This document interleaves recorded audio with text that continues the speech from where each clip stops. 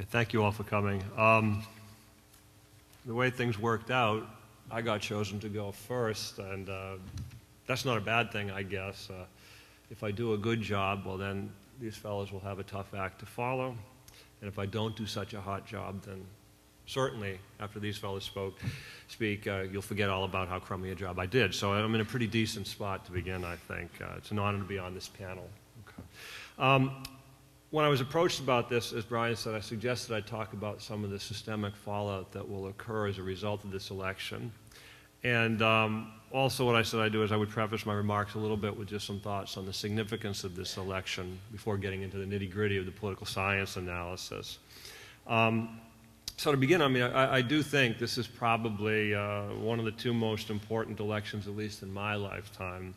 The other perhaps being the impact of Ronald Reagan's election back in 1980, where we changed, really, we had a massive shift in the political landscape.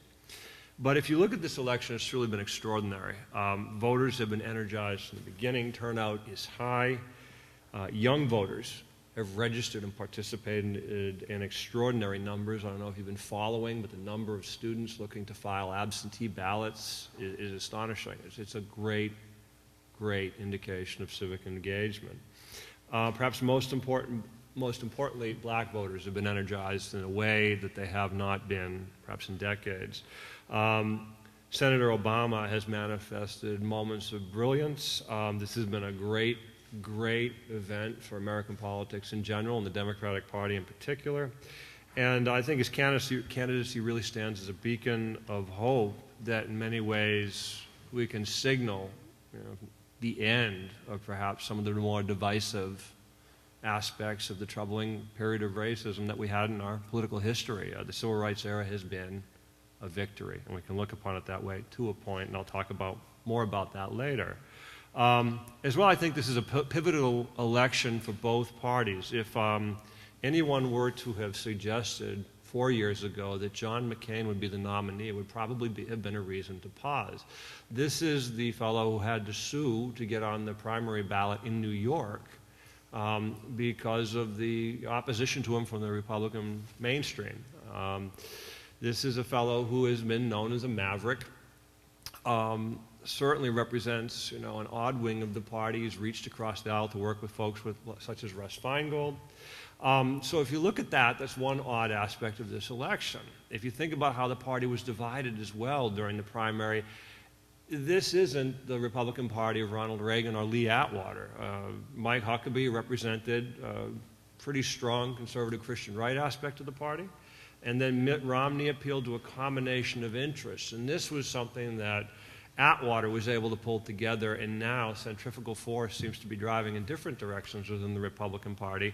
And oddly enough, the fellow who's the maverick who had to sue to have a crack at the nomination 4 years ago has now won. So the Republican Party is certainly going through a sea change. On the other side, we've had an historic battle. When you think about it, we were guaranteed this time around of either a minority of any stripe or a woman being the nominee for the presidency of one of the major parties, and this is indeed historic. However, that historic campaign in the Democratic Party also exposed some raw nerves in the party, and we did see some divisions between the Obama and the Clinton sides of the party, which are enduring, and I'll talk about that and their implications, I think, at the end of my remarks. I'll leave it to my colleagues then and our Q&A session really to discuss the candidates, more implications of the election itself. For now, what I'd like to do is put on my political scientist hat and talk about two issues that have received some play in the media, but again, amidst the hue and cry and the interest in the candidates themselves, haven't gotten as much attention as perhaps they deserve, but I think they will after the election's over. And this involves two things. First, the campaign to get rid of the Electoral College or replace it with the national popular vote.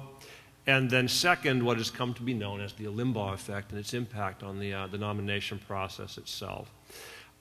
These are two vitally important systemic changes that could radically change American politics, I think. The call for the national popular vote, I'll show my hand, I think is a bad idea, and I think it's unconstitutional. And it could really beget a small-time crisis, but one that will make folks examine the way presidential elections are conducted. Advocates and proponents of the national popular vote make several cases for it. They say it'll avoid the problem of 2000 finally. We'll never have a situation where the candidate who gets more of the vote actually loses the election because he or she wins the electoral vote. Advocates contend that it will open up the political process and free the election from the stranglehold of battleground states, which are gaining increasing amounts of candidates' attention. And states that are basically written off as safe one way or the other just don't get the attention folks would like them to. The national popular vote would guarantee that the candidates would need to go to all 50 states. And finally, what this will do is, again, essentially ensure that smaller states are not ignored either, and that their voters are counted as, voters, not as devisers in some electoral college scheme. Fact is, though, as it stands, the national popular vote movement's unconstitutional. If you read Article 2 of the Constitution, it says that each state shall appoint a number of electors equal to the whole number of senators and representatives to which the state is entitled in Congress. And essentially, that requires the appointment of electors representing the state. Okay? The national popular vote movement essentially says, no, our electoral votes will now be delivered on the basis of the entire nation. And this may seem like an arcane bit of minutia, but it does matter. The Constitution was written this way to ensure that state by state, collectively, each state would have a clear presence in the nomination process. This does transform, I think, the nature of that and really is at odds with the Constitution. Now, that's not a bad thing. You can amend the Constitution. That's fair. There's a mechanism to do this. But the national popular vote movement, as it stands, is essentially a product of legislation or referenda or whatnot, but it is not a constitutional amendment. And so you cannot, therefore, change something such as Article 2 by what amounts to either a referendum or ordinary legislation. Finally, in the end, I just think it would be a bad idea if you go back and you look at the structure of the Electoral College, you look at the structure of the Senate and the apportionment process. They are designed to ensure that small states matter. And I think a transition to a national popular vote really would then begin to undermine that notion of representing small states and ensuring that their members, their residents, have a role in the electoral process. The other thing I want to just talk about, perhaps more pernicious, that's really constitutional architecture and inside baseball if you get into the math and stuff in the Constitution. What I think is a more pernicious threat to the integrity of the electoral process is something that is now affecting nominations. And you may have followed this, the Limbaugh effect. Once John McCain basically had the GOP nomination sewn up, Rush Limbaugh went on the air urging Republicans to vote for Hillary Clinton in the Democratic primaries wherever it was permissible for them to do so. And permissible was essentially determined by voter registration and primary election laws. In states such as Virginia, for example, we don't have party registration. So while you can only vote in one primary or the other, you may cross the lines if you wish. And if it's a situation where, say, in this case, one party's nominee is far enough ahead, you can cross the line and actually create mischief in the other party's nomination process. Now, again, it hasn't been demonstrated absolutely that Limbaugh had anywhere near the effect that he likes to take claim and credit for. But if you look at some of the exit polls and some of the news reports, it was clear that something was going on. The Huffington Post reported that about 25% of Hillary Clinton's voters in Mississippi were Republicans who came over and held their nose and voted for her just to do what Rush had asked them to do. Go out, keep Hillary in the race, force the Democrats to expend more resources, exhaust themselves, and basically strengthen McCain. Overall, the Huffington Post reported that while about 1.3 or 4% of the voters generally had crossed lines in January and February, once March came along, that number tripled to 6%.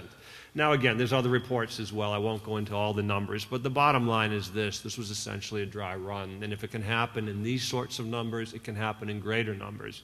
And what it suggests is that if, in the name of democracy, small d, states maintain loose voter registration laws, in hopes or of promoting participation and not constraining voters to be Democrat or Republican in the nomination efforts. Some folks would say that's a good thing. Maximize the choice and flexibility voters have on nomination day.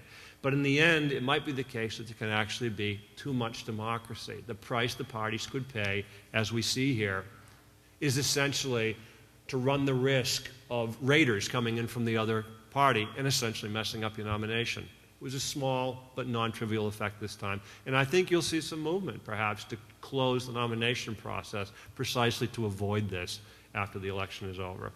Finally, let me just finish on a closing note. I don't think the importance of the Obama candidacy can be understated. I mean, this is truly an historic moment in our history. And yet, some folks, I think, are casting it the wrong way. It represents victory, but not the end of the civil rights era. Abigail Thernstrom had a piece where she suggested, well, Obama's won, it's proof. We don't have to do really anymore about voting rights or whatnot. But in fact, I'd suggest that's not the case. If you go back and you look where Obama got his start, it was from a state legislative district drawn under the auspices of the Voting Rights Act to create the possibility that minority voters actually could get a fair shake. And this needs to continue. Were we to repeal some of this, you would see a bleaching out of the Congress and the state legislatures. There's no question. And yet, what I'd like to say, too, is that there's an ominous threat, I think, within the Democratic Party, and we have to hope that they're able to pull it together. Polls continue to indicate that the party's split, that the Clinton voters won't come over necessarily. The lunch pail Democrats are a little disaffected. And this, I'd say, is really the great question that we face in this election. Will the Democratic Party be able to pull those voters out and have them support his candidacy? Because for the first time, really, the Democratic Party has pulled all of its constituents together, the black voters out, the black voters energized. This is a good thing. Were it to be the case that the press were to determine that perhaps the Clinton side of the party was a little lukewarm, this could be devastating for American politics. It could disaffect, completely demoralize the black vote at a truly critical time in our history. And so I'll close on that note, that while there's a lot to celebrate, okay, if you read the polls, gosh, you have to hope that the Democrats are able to pull this campaign together for Obama. Thank you.